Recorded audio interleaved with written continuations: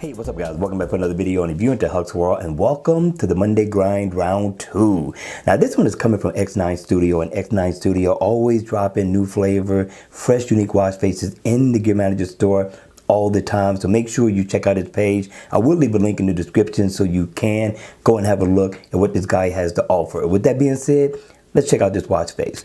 The name of the watch face is called X9 Minimal Black, and it is what it is. It's a minimal watch face. It looks nice. It's going to be energy efficient, and it's an analog look. Now in AOD mode, you will get the exact same look as if the watch face was on. And no, you cannot color customize this watch face, but do you really need to, right? Now, check out the second hand that's floating around the bezel of the watch, which looks super awesome. Again, I do like the stylish look of the analog hands, but this is what you can do. You can tap on it, it'll bring up the date. You tap again, it brings up shortcuts that you could tap into. Make a phone call, you can, and also check your calories burned, your heart rate information, your S health, and also go into your text messages.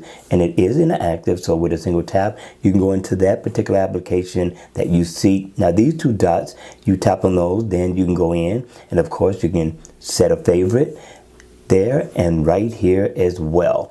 Now as you can see, this yellow starts to flash because my battery is running low on my smartwatch. Now when it gets to 30%, it's going to do that. When it gets to 20%, it's going to start flashing red. But if you see blue, that means that you have it charging at that particular time. So I thought this was pretty cool for a hybrid watch face, and I could single tap and I can get rid of it again. Now, if I want to go into it, I don't have to open it up. I could simply just tap in that area and I can go into it, set a favorite for my calendar, and I can tap in another area and bring up another application if I so choose.